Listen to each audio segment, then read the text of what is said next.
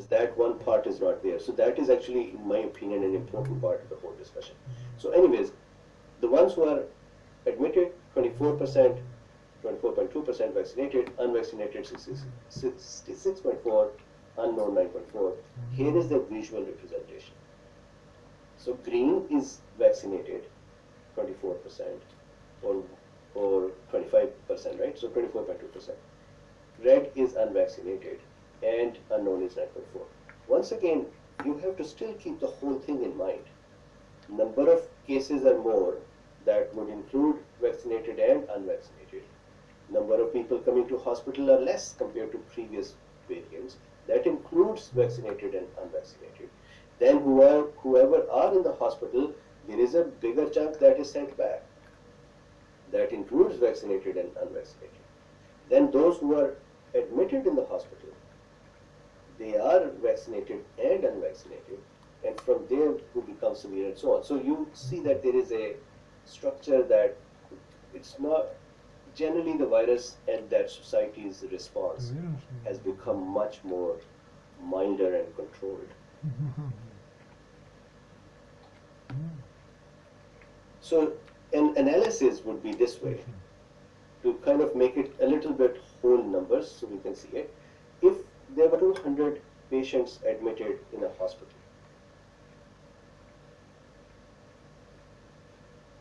out of them, a total of 5.4 patients will die.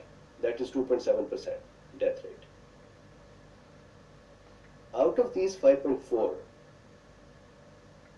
there will be so out of these 200, there will be 48.4, or about 50 people who will be vaccinated. And out of them, 1 will die. Then there will be about 133 that will be unvaccinated.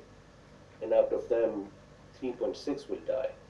And then there will be 19 whose status is not known. And half. That means out of 400, 1 will die. So this is the status for this severity. So there is a question, VNE says, I'm sorry, what was the vaccination rate? So if I go back here, vaccination rate, so if you're asking the society's vaccination rate, that is different. I think 30% in some areas and lesser or more in others. Then per cohort, that is different as well. Older age, 306 is with the 48.4.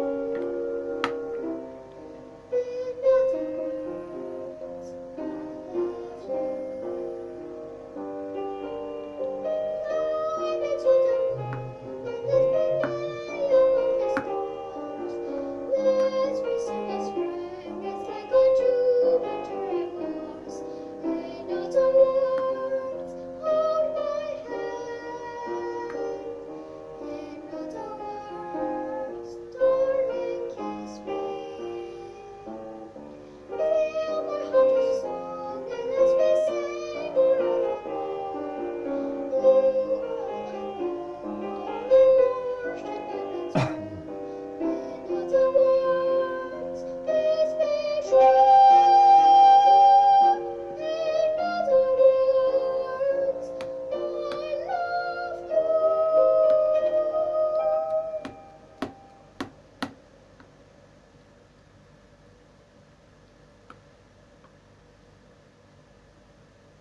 ребенок не хочет учиться. Вы устали с ним делать домашние задания. Переживаете за его будущее. Он ничего не хочет, а вы устали работать на репетиторов. Все эти...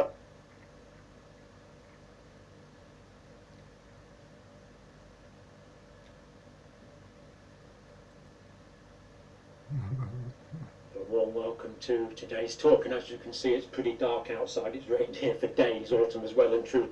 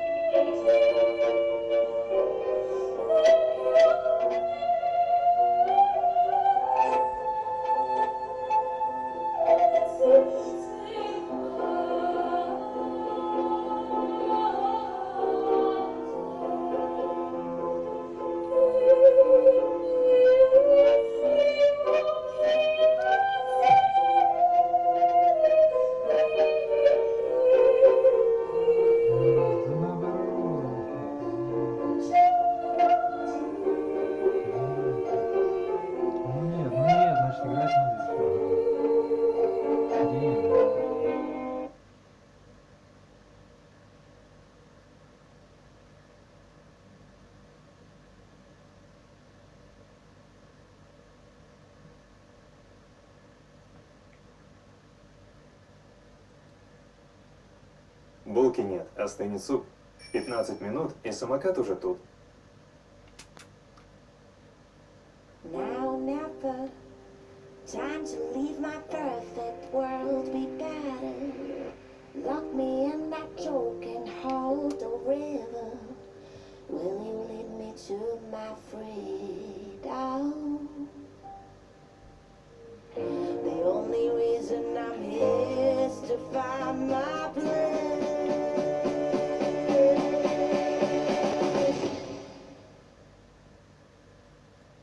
As the Omicron variant surges across the U.S., so has the demand for at-home rapid COVID tests. But access and cost have been barriers for people looking to get their hands on them, and the new variant could be impacting the test sensitivity. They will be positive if you have a lot of virus, which usually means that you are infectious. So that's why I like to think of these tests not so much as medical diagnostic devices that can tell you if you've been infected with COVID, in the last couple of weeks, but rather these tools should be thought of more as contagiousness indicating tests, that if they're positive, you should certainly assume that they mean that you are very high risk for being contagious at that moment. Experts say the tests sacrifice some accuracy in detecting virus for faster results than a traditional PCR test. But rapid tests can be a powerful tool for making quick decisions about travel, gatherings, or when to seek additional medical care. So which one is right for you? PCR tests are considered the gold standard, but they require special lab equipment to detect tiny pieces of the virus's genetic material. So you might have to wait days to get your results, especially when demand surges. A rapid test, on the other hand, is great at predicting if you are likely infectious and pose a risk to others. With rapid tests, you don't have to leave the house, and they can provide results in about 15 minutes. Unlike PCR tests, rapid tests detect molecules on the virus's surface, called antigens. While antigen tests may work best when someone is showing symptoms, they can still detect asymptomatic cases, but there's a slightly higher chance of getting a false negative. So a single negative antigen test doesn't necessarily mean you're in the clear. If you're negative and you still say, I really don't feel well, the virus might not have migrated up into your nose yet. So you might have to actually do another test, and you might turn positive 2 days later instead of 1. But in general, assume right now that symptoms of COVID are COVID. On the other hand, PCR tests are better at detecting the virus at any point, whether you're showing symptoms or not. But these tests can remain positive for up to 12 weeks, well after you are no longer contagious. If you're asking the question, do I need to isolate right now? Can I go see my grandmother right now? These types of public health questions where the action is not about yourself, but really about the people around you. The PCR, unfortunately, is not accurate because it stays positive for so long. Whereas an antigen test, I would argue, is more accurate to answer the question, am I infectious? Do I need to isolate to keep those around me safe? For both types of tests, access is still a major issue. Drugstore shelves have been wiped out of rapid tests amid a surge in holiday travel. But higher demand for PCR tests at pharmacies and clinics means you could be waiting days before you see a result. Omicron will come crashing down over the next few weeks, I suspect.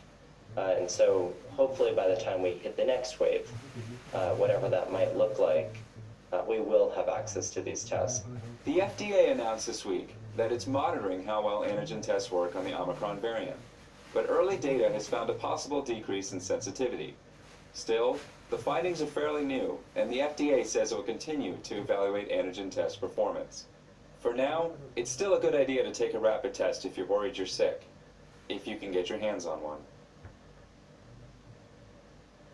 Thanks for watching our YouTube channel. Follow today's top stories and breaking news by downloading the NBC News app.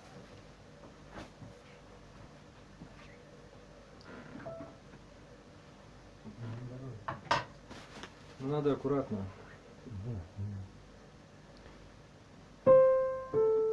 Level up, level up.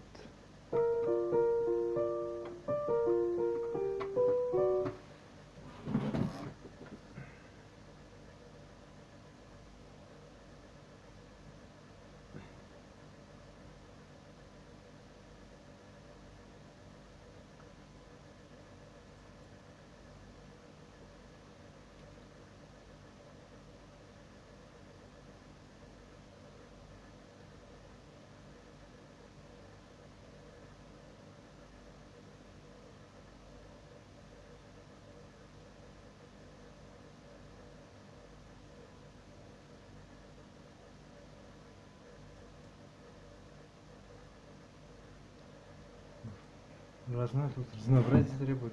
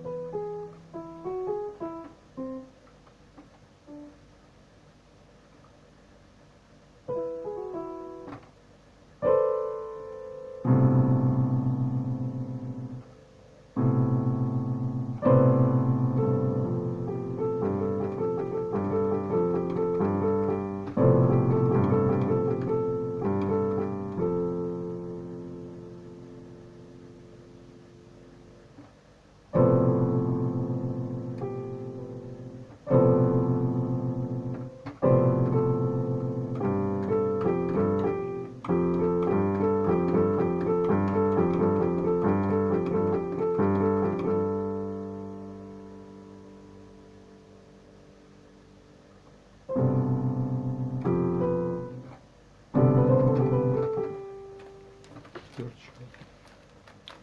Пять.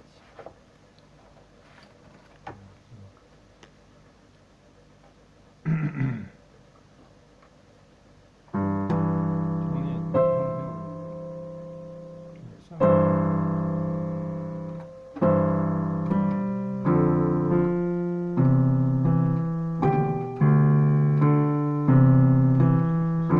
СССР умею, да. СССР.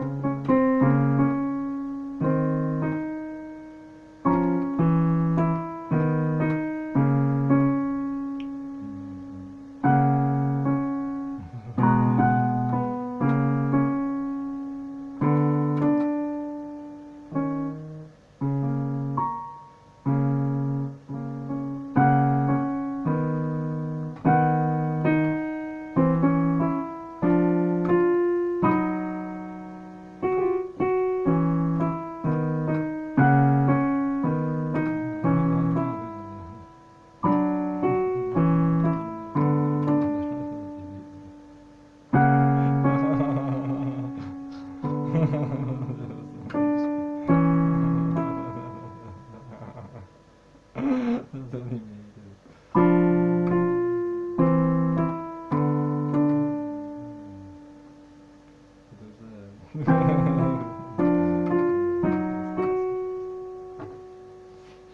остался.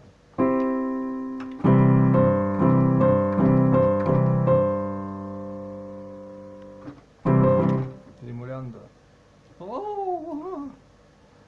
1 сентября. Похмелянда.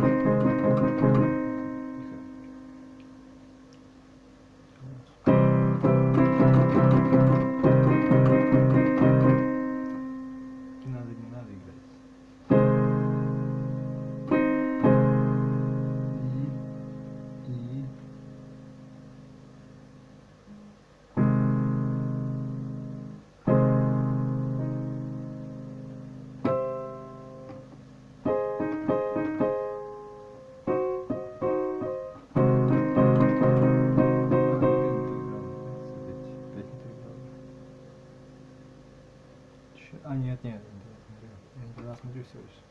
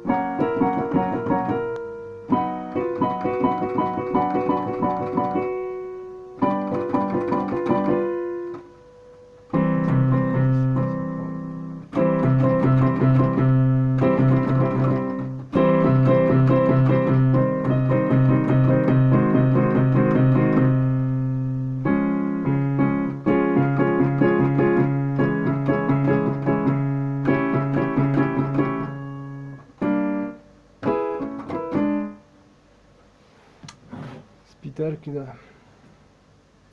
Горный массив, Грозный. Журавли, журавли.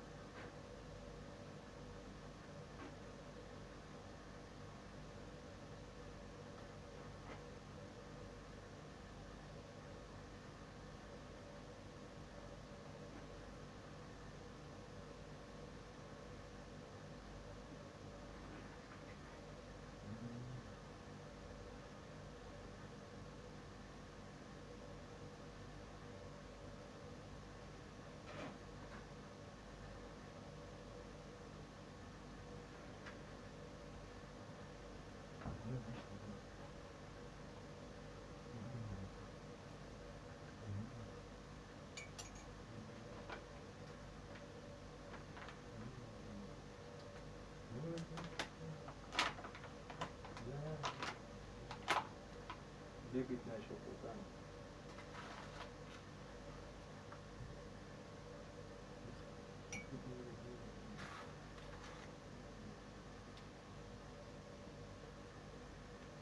Батл мания. Это не видит.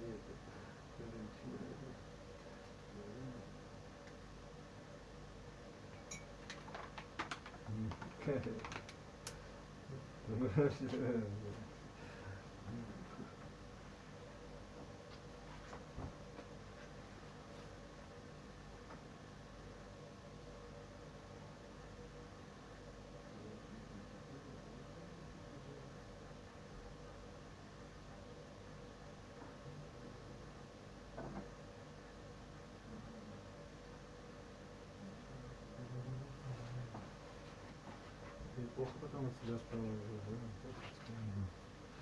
Да, хорошо работает.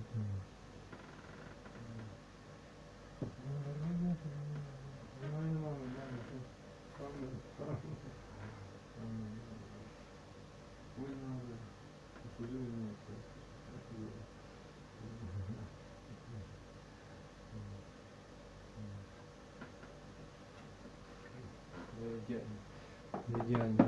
Ну ладно, выкатывайся. Да, да.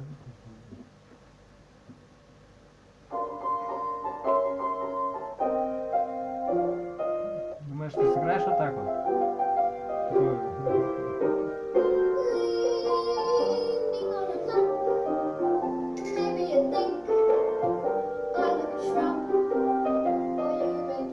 Нет, ты понимаешь, это надо сразу же играть. Ты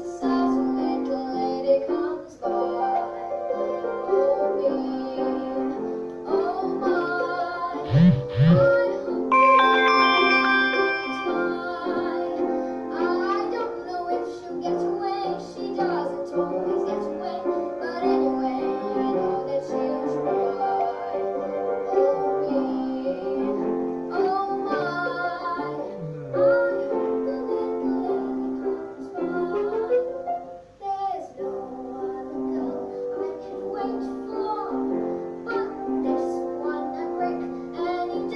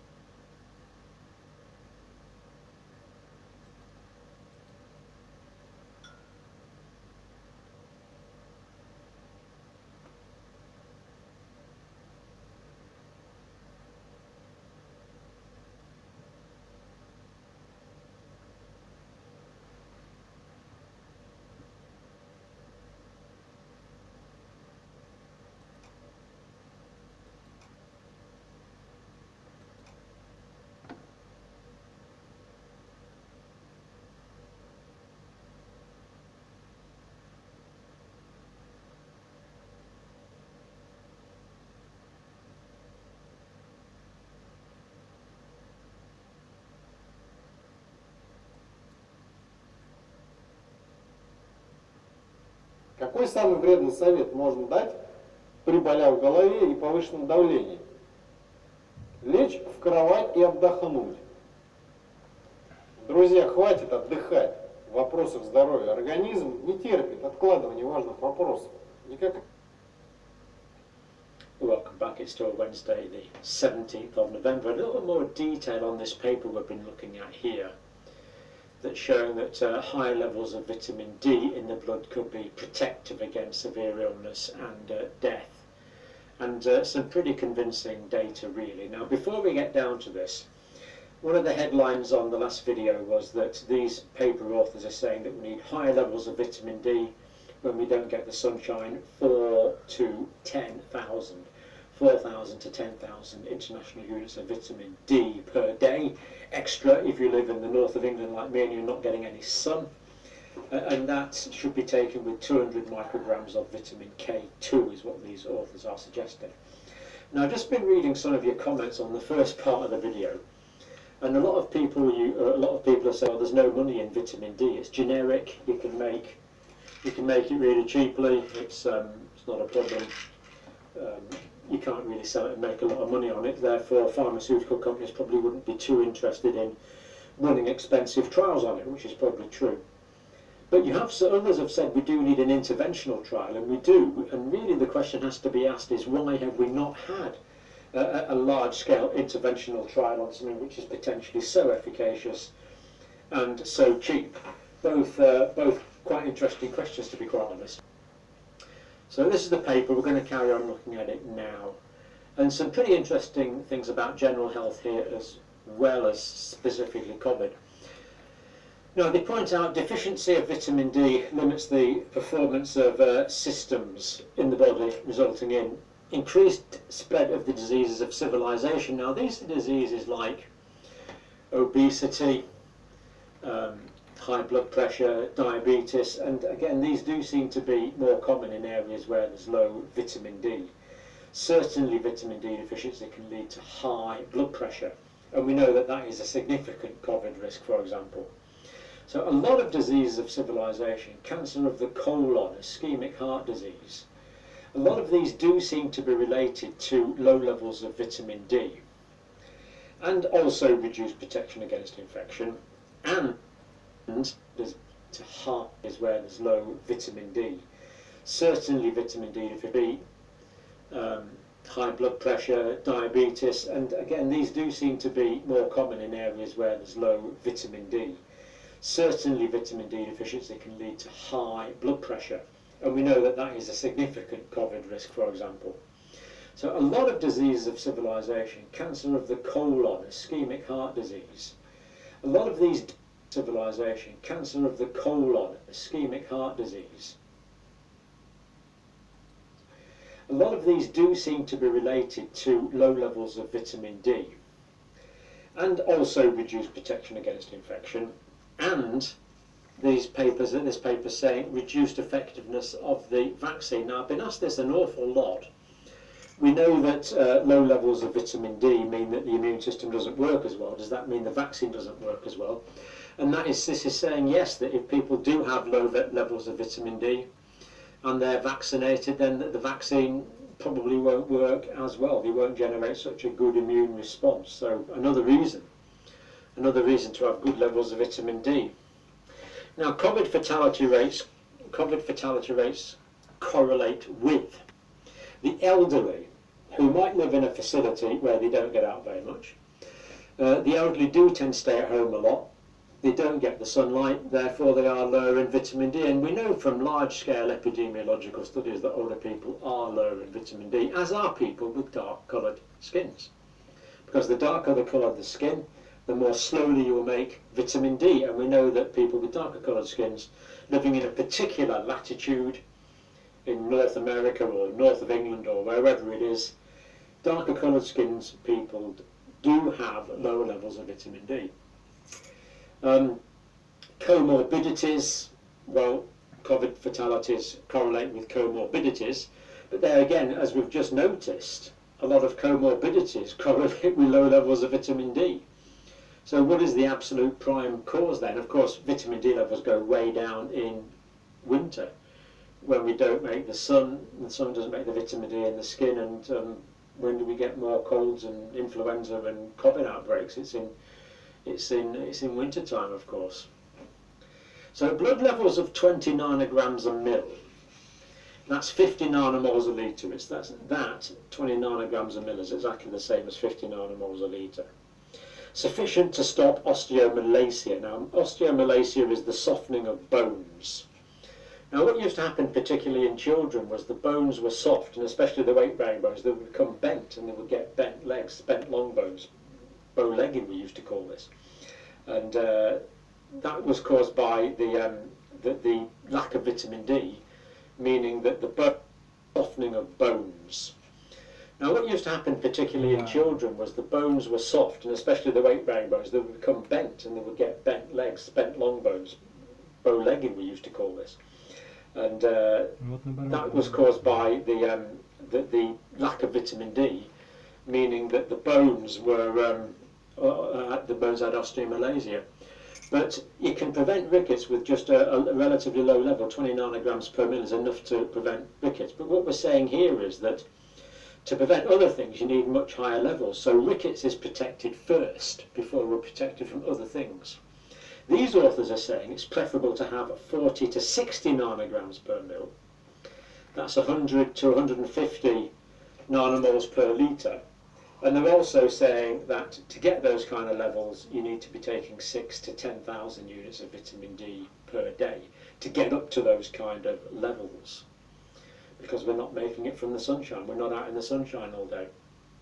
Now, there's vitamin D receptors now, definitely in bone, of course, but also in the intestine. So we know, for example, that low levels of vitamin D are correlated with higher levels of colon cancer. So these vitamin D receptors are colon cancer are correlated with higher levels of colon cancer.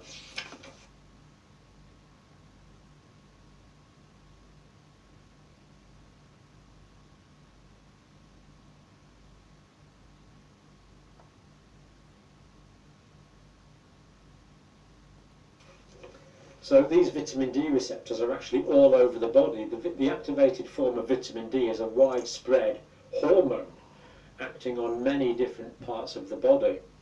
Vitamin D receptors in the pancreas.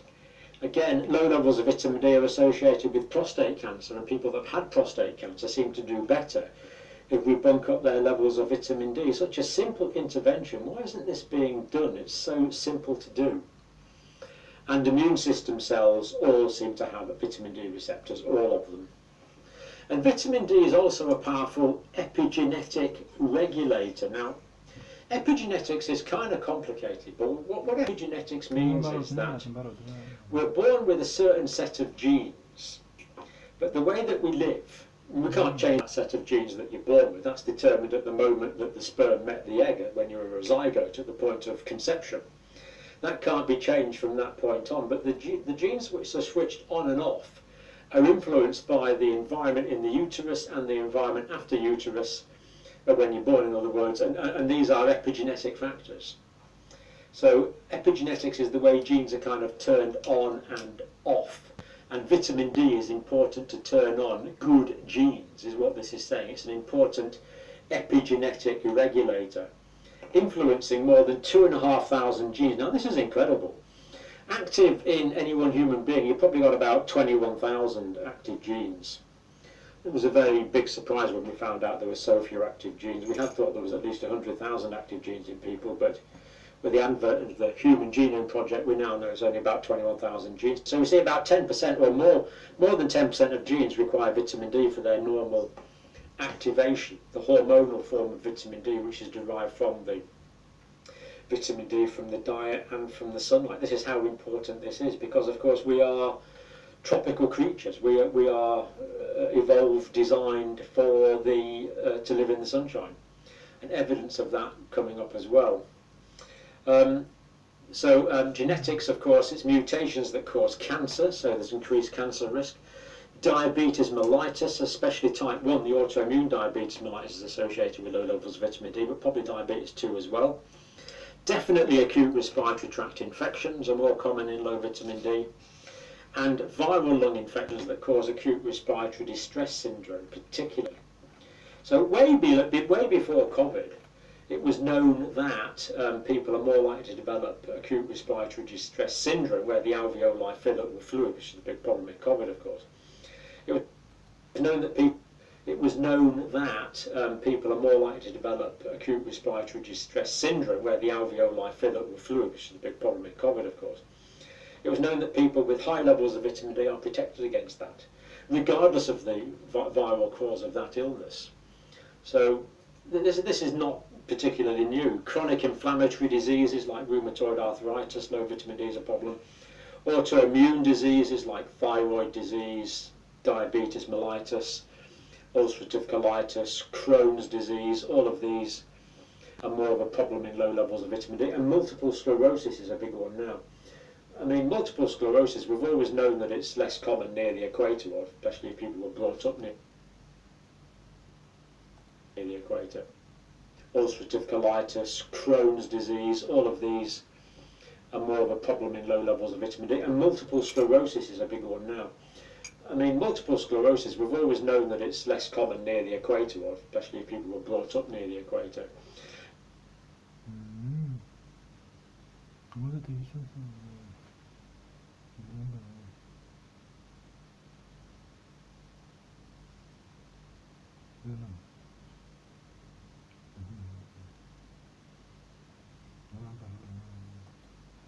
And now hundreds of people have written to me saying that they are so much better.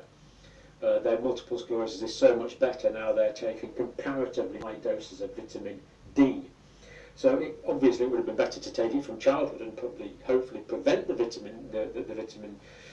lack of vitamin D deficiency will prevent the multiple sclerosis, but that's too late now. But if the multiple sclerosis is already there, the vitamin D does seem to help. It's an immunomodulatory properties. It's an immunomodulator. In other words, if there's not enough immunity, vitamin D will turn immunity up.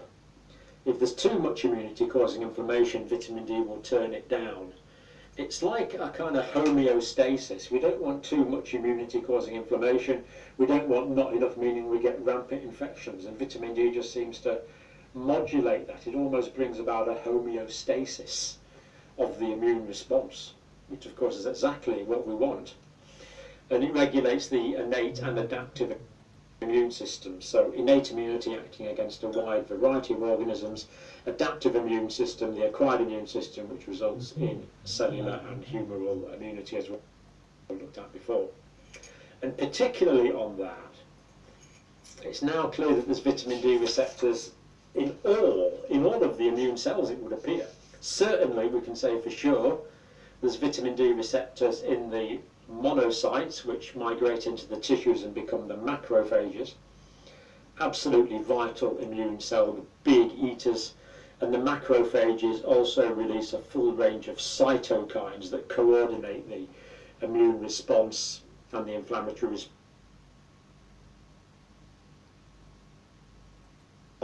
Big ecom, the vitamin D receptors. It's now clear that there's vitamin D receptors in all of the immune cells, it would appear. Certainly we can say for sure there's vitamin D receptors in the monocytes, which migrate into the tissues and become the macrophages. Absolutely vital immune cell, the big eaters. And the macrophages also release a full range of cytokines that coordinate the immune response and the inflammatory response, and indeed to a large extent the wound healing response as well. The T cells, the T lymphocytes, the B cells, the B lymphocytes. So the T cytotoxic cells that will destroy virally infected cells. The T helper cells, which will stimulate the B cells, and it's the B cells that produce the antibodies, and all these depend on vitamin D activating receptors within the cells, otherwise they're not going to work properly. The natural killer, the NK cells, these are the large lymphocytes that will again kill virally infected cells and kill cancer infected cells. And the dendritic cells, which actually derive from the monocytes. These dendritic cells, that they've got dendrites are branches, so the kind of branch cells like that in the tissues. And what they are is they're antigen presenting cells. So if there's a virus or something floating past, it's likely to come into contact with the dendritic arm of these dendritic cells, and they will then go to the lymph nodes and stimulate the immune response. So that would be the antigen. So these are antigen presenting cells, absolutely vital for the immune response, and that they need vitamin D to function.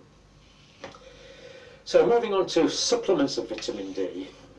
Now, without calcium supplementation, it gets a bit complicated, but we'll go through it. It is well worth sticking with.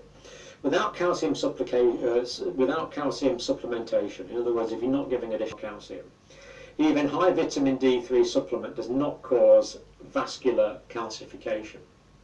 So if that's a blood vessel there with its walls, we don't want calcium going into the walls of the blood vessel because they will become hard. This does happen. It's called drain pipe arteries. They become hard and inflexible like drain pipes and look like drain pipes on x-rays. We don't want that calcification.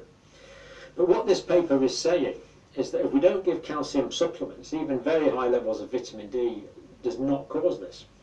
Now, it seems that we might have been giving too much calcium for a long period of time. So these are my dad's calcium tablets here. There's different brands available. I mean, they're absolutely huge things. I think they contain about a relatively small amount of vitamin D. From memory, I think it might be as low as 400 micrograms of vitamin D, and they contain about a gram and a half of calcium. So all of this is nearly all calcium. They're like huge things.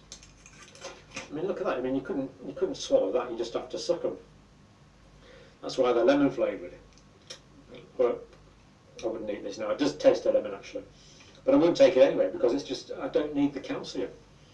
Have we been giving people far too much calcium? Well, these tablets are just huge. Maybe we have, because what this is saying is that we're not going to get this arterial calcification as long as the vitamin D is given without the supplementary calcium.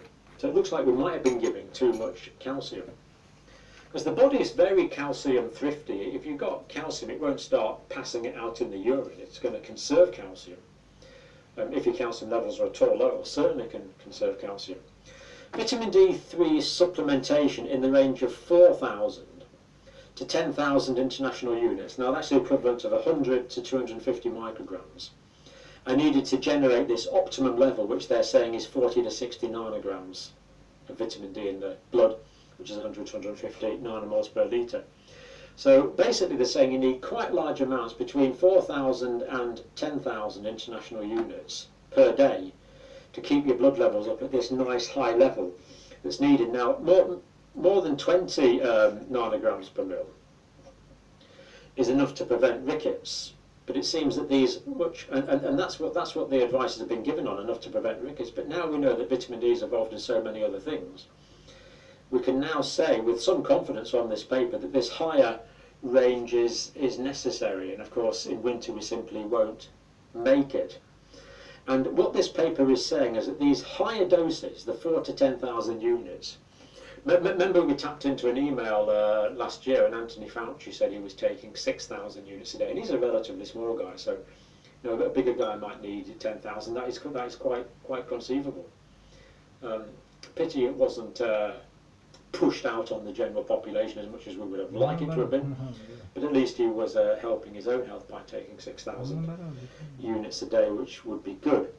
Anyway, the thing that people haven't known about much in the past is the role of vitamin K2. Now, direct quote from this paper, so taking these higher doses, 4 to 10,000 units of vitamin D a day, has been shown to be completely safe when combined with approximately 200 micrograms of vitamin K2, is what this paper says, direct quote. Now, of course, I can't tell you what to take.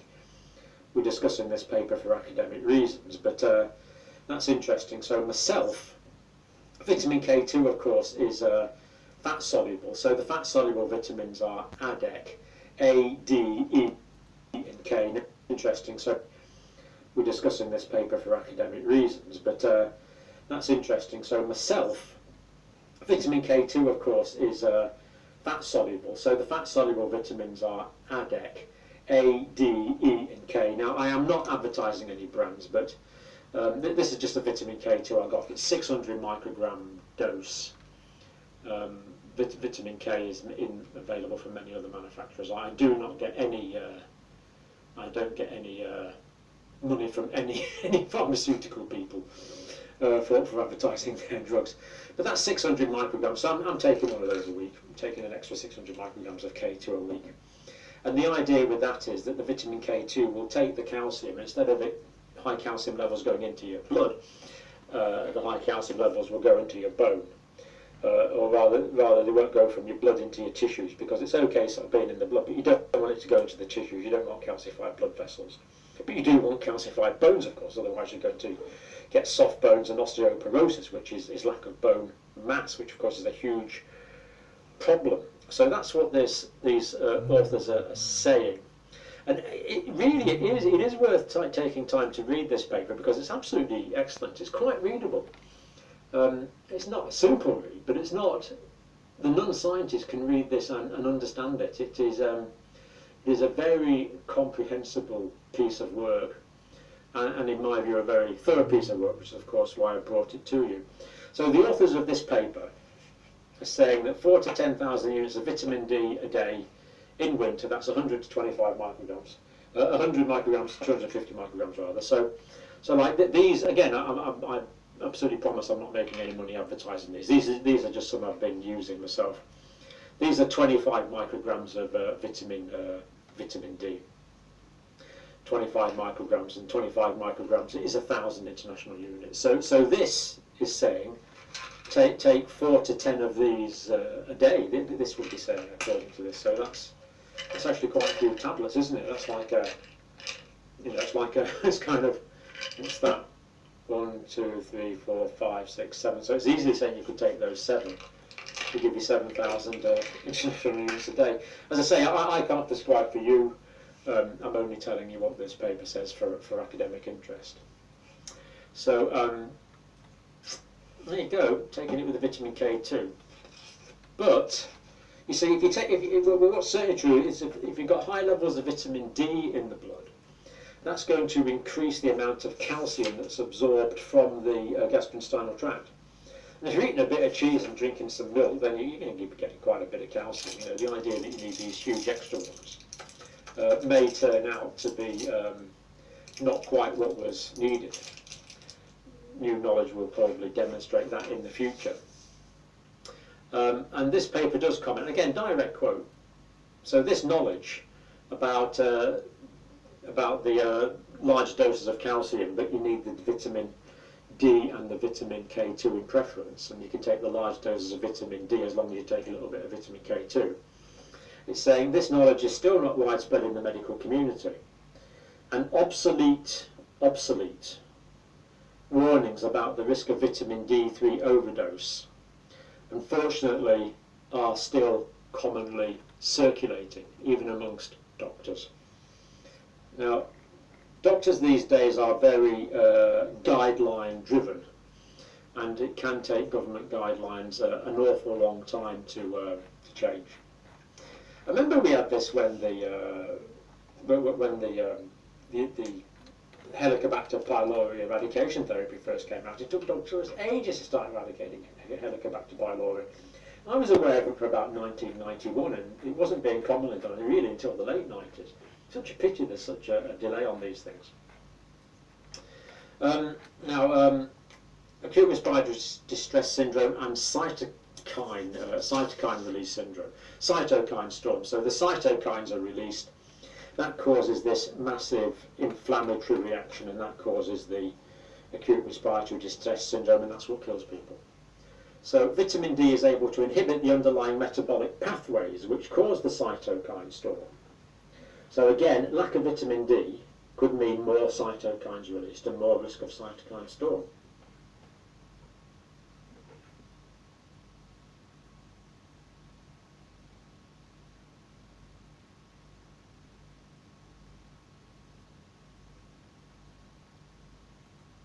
Vitamin D3 has a protective role against acute respiratory distress syndrome, particularly caused by SARS coronavirus 2, because it does other things to the ACE2 receptors and makes them less likely to cause the cytokine storm in the lungs.